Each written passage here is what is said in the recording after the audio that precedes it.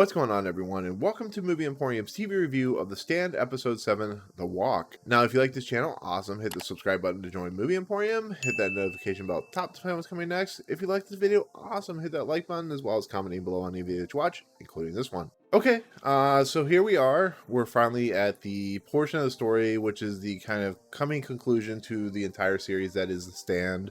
We saw 2 more episodes, which is kind of strange, but this episode, in its nutshell, was an episode that I actually kind of enjoyed for the entire simple fact that they actually kind of followed the book as I was hoping they would do from the very beginning. I don't care if they change some stuff because that's what you do in adaptations, but I really feel like the series has completely fallen off the wayside, that the characters have been mistreated and mishandled, and they're not my characters, they're Stephen King's characters, but when you want to watch a series of a book that you truly love, you want it to kind of follow the trajectory of the book and do some kind of honest material with it. And that hasn't happened in this entire series for the most part. It wasn't until the last episode, The Vigil, where the series started to kind of follow the book pretty closely, with making some liberties, which I was fine with, that, you know, it was what it was. And this episode pretty much, for the most part, follows this story of The Stand to a T. And what's kind of nice about it is the character drama, the character motivations, and kind of progress it forward is somewhat realistic in a sense of what The Stand is trying to do. You know, in this story, we have, you know, the aftermath of the bombing. We see Harold and, of course, Nadine leave Boulder to go to New Vegas.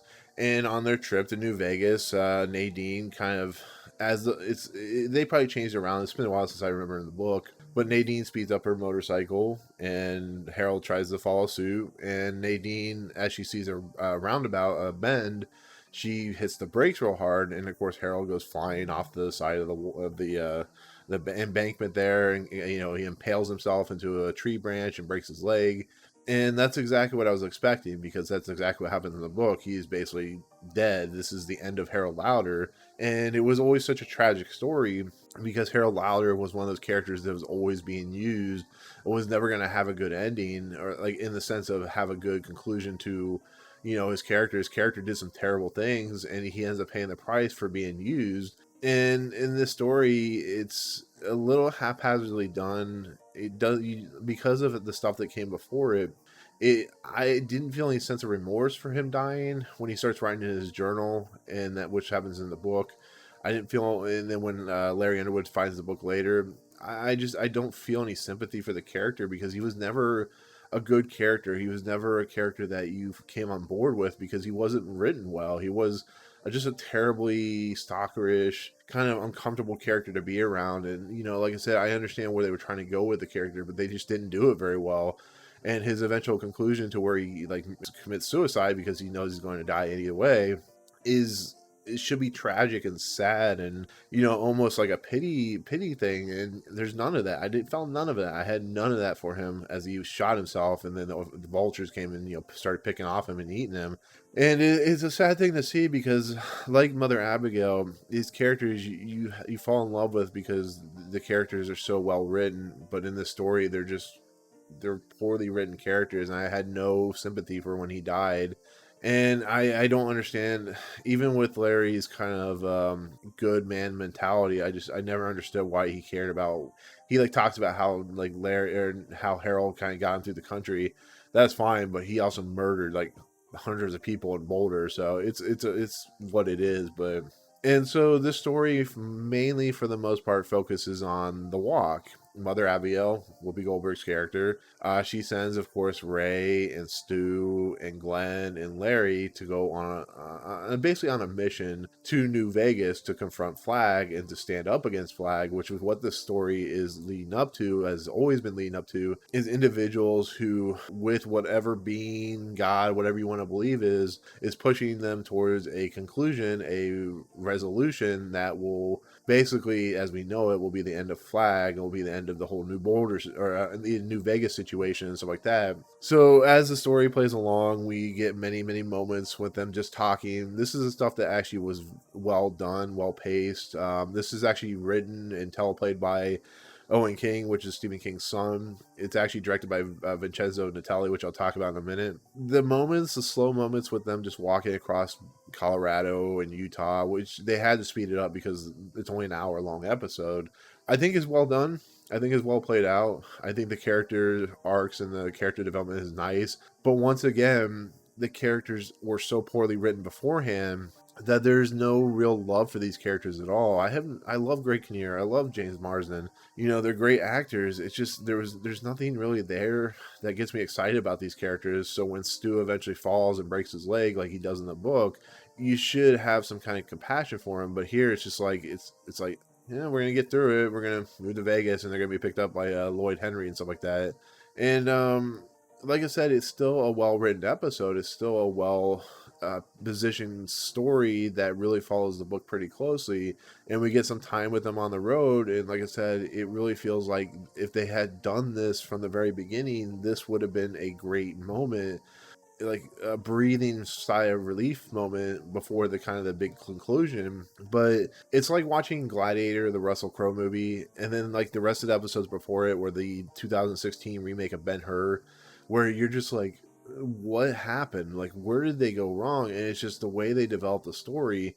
You know, watching this episode and going, this actually feels like The Stand. It feels like something that should have been like it all along. You try really hard not to get angry about it, but it's like you know, when you're so committed and you love a story so much, like The Stand, and the 7th episode is where the story actually makes sense. I don't know. I really don't. You know, at this point, like I said, Stu falls. He breaks his leg as they get to Utah.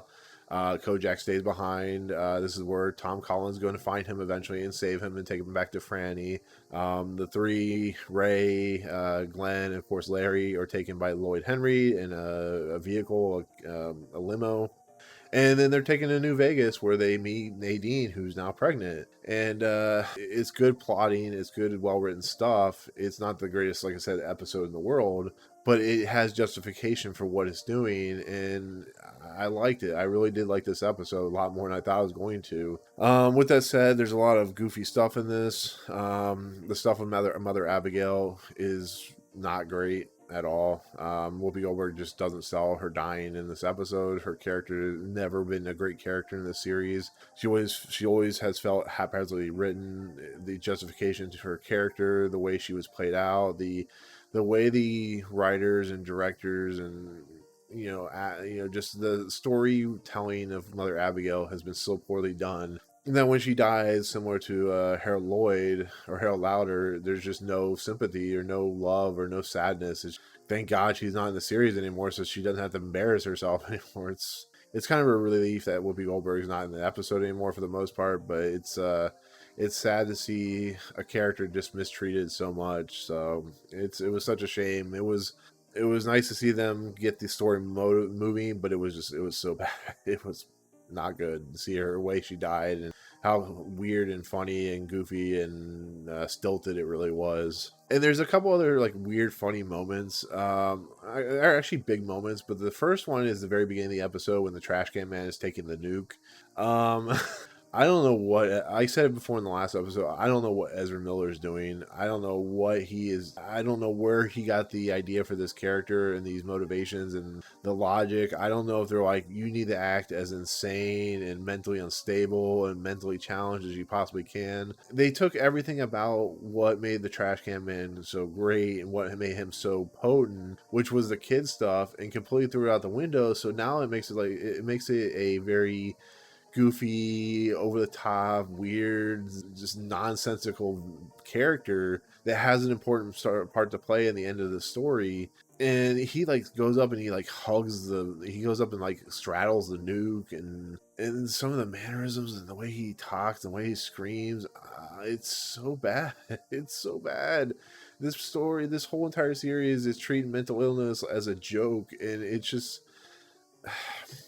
I know this book was written in the 70s, and I know the ideas of mental illness have come a long way, but this is bad. This is worse than Tom Collins bad.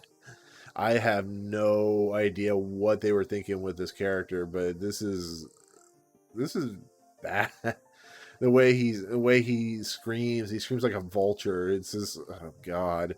It literally takes the episode from being an 8.5 to a almost a 6.5, because that one segment is so poorly done.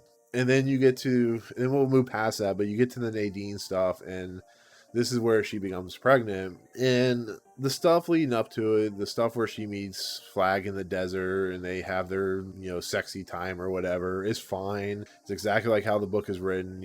As she realizes what's happening, it's too late. Flagg is some kind of demon in the desert, making love to her. And then it gets to her being kind of in a trance. Now she's pregnant. And they play the song I Put a Spell on You, and it is so awkward. It really is. Her coming out of the desert, she's now blonde, she has a white dress. The travel through the desert in the Camaro or the Ford Mustang or whatever it is, it's not well written. It's not done well. It's pretty bad. It really is. It's strange, and the song is just, it doesn't fit in the episode at all. And yeah, it's real bad. But the stuff leading up to it is fine. She looks like she's having sex with the mummy from that 1999 movie, but for the most part, it follows the story as well as it can without having to change a few things. And you get to see Alexander Skarsgård's ass. So if you like that, you get to enjoy that. So, and that's it. It's a very condensed version of The Walk, and it's perfectly fine because the episode should only be one episode anyways. It should be like 3 episodes of them walking. So it's justified in what it's trying to do. Like I said, it's a much better episode of a series that has been poorly written. But I think having a director like Vincenzo Natali, who has directed, of course, Cube, which is a great horror film. He directed Splice, which was a pretty decent horror film. Unfortunately, he directed Into the Tall Grass, which was a Stephen King adaptation on Netflix, which was not good. But he's a competent director. His visual look and feel really fits the story really well. Having Owen King write the story seems justified. It seems like he did a nice job pacing the story. He probably talked to his father about, what do I need to do? Give me some information. Where would you go with the story? And it really does, for the 57 minutes is on screen, really feels like the story is kind of at a point where it's justified to do what it needs to do. So, but yeah, that's it. That's the episode of The Walk. Like I said, I'm gonna give it I'll give it an 8. Like I said, I want to give it a 6.5 just because of the trash can man stuff, but that's only like a 4-minute segment, so I can't really justify taking it too much down. But 8 seems fine to me as a score for out of 10, because the stuff after it really has some great moments that The Stand is well known for having, and does it pretty well. So but that's it. That's my take on The Stand episode 7, The Walk. Thank you so much for watching. Let me know in the comments below what you thought of the episode. Did you like it? Did you not like it? Do you agree with me that it's starting to right the ship a little bit from where it was before? But anyways, let me know in the comments below. But otherwise, if you like what you see on this channel, hit the subscribe button to join Movie Emporium. Hit that notification bell at the top to find what's coming next. If you like this video, awesome. Hit that like button, and we'll see you guys next time on the next episode of The Stand. Peace out.